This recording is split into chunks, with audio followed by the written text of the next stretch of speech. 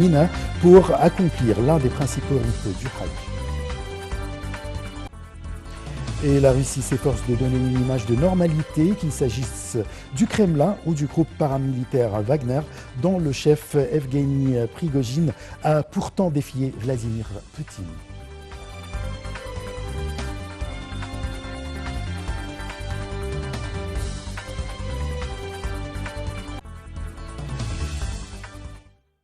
Les informations en détail. Le président Abdel Fattah el-Sisi a reçu un appel téléphonique de la part de l'émir du Qatar, Sheikh Tamim Ben Hamad Al Thani, pour le féliciter à l'occasion de la fête du sacrifice. L'émir du Qatar a souhaité progrès et prospérité pour l'Égypte et le bien-être pour son peuple. Le président el-Sisi a exprimé ses vifs remerciements pour l'émir du Qatar, souhaitant le bien-être et la prospérité pour les deux peuples frères.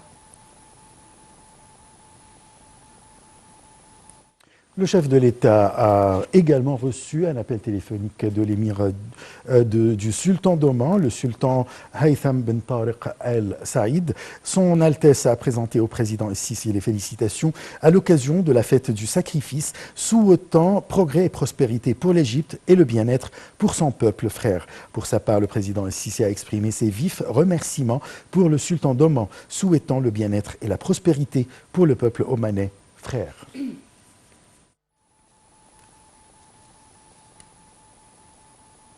Le président Abdel Fattah el-Sisi a reçu des messages de vœux à l'occasion de la fête du sacrifice. Le Premier ministre Mustafa Madbouli a exprimé ses vœux les plus sincères au président de la République, invoquant Dieu de maintenir la paix et la stabilité dans tous les pays arabes et islamiques, voire dans le monde entier. Dans son message, M. Madbouli a affirmé l'engagement de son gouvernement à redoubler d'efforts pour poursuivre le processus de développement et de reconstruction pour réaliser le bien-être, le progrès et la prospérité dans l'intérêt du peuple. Le conseiller Hanafi El-Gebeli, président du Conseil des députés, et le conseiller Abdelwahab Abdelrazek, président du Sénat, ont eux aussi envoyé des messages de vœux au président el-Sisi à l'occasion de la fête du sacrifice, souhaitant le bien-être pour toute l'humanité.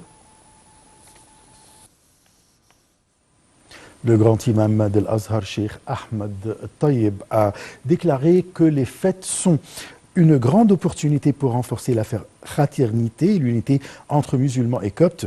Taïb a tenu ses propos lors d'un entretien téléphonique qu'avait effectué le pape Théodros II, patriarche de l'église de Saint-Marc, pour le féliciter à l'occasion de la fête du sacrifice. Le pape a exprimé ses sincères vœux au grand imam et à tous les musulmans, souhaitant à l'Égypte paix et prospérité.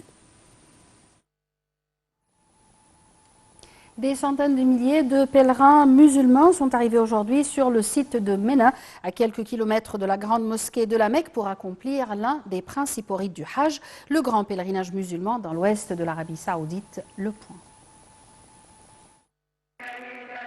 Sous une chaleur écrasante, les fidèles ont fait le voyage à pied ou à bord de bus climatisés jusqu'à Ména, où ils passeront la nuit avant l'ascension mardi du mont Arafat, point culminant de l'un des plus grands rassemblements religieux au monde.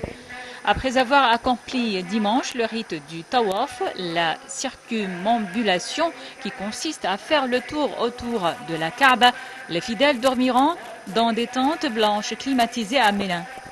Ce lieu est situé dans une vallée surplombée de montagnes rocheuses à 7 km de la grande mosquée de la Mecque, la ville la plus sacrée de l'islam.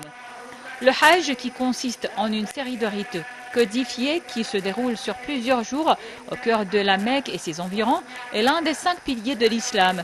Il doit être entrepris par tout musulman au moins une fois dans sa vie si l'on a les moyens. Cette année, le pèlerinage devrait être le plus grand de l'histoire, selon les autorités saoudiennes, qui espèrent dépasser le nombre de 2,5 millions de visiteurs atteints en 2019. Le Hajj se déroule sous haute sécurité. Des hélicoptères ainsi que des drones dotés d'intelligence artificielle ont été déployés pour surveiller le flux de pèlerins vers Ména, ont indiqué les autorités. Des bus autonomes, utilisant la même technologie et pouvant transporter jusqu'à 11 passagers, ont également été mis en service. Selon les organisateurs, 4 hôpitaux et 26 centres de soins ont été installés à Ména.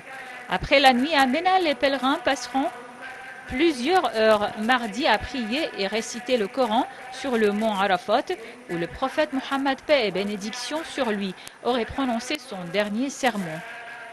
Mercredi, elles procéderont à la lapidation symbolique du Satan en jetant des pierres sur des lieux symbolisant le diable avant de retourner à la Mecque pour une dernière circumambulation de la Kaaba.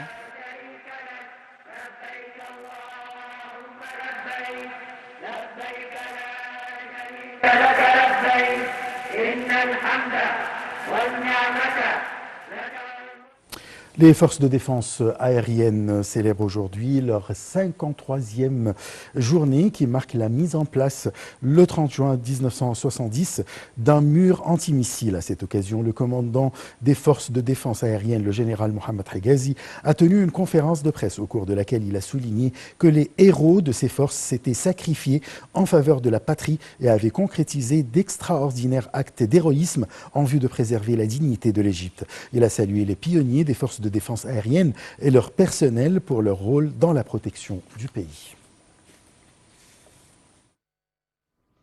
Passons au Soudan où au moins 14 civils ont été tués dans les combats autour du quartier général de la police à Khartoum.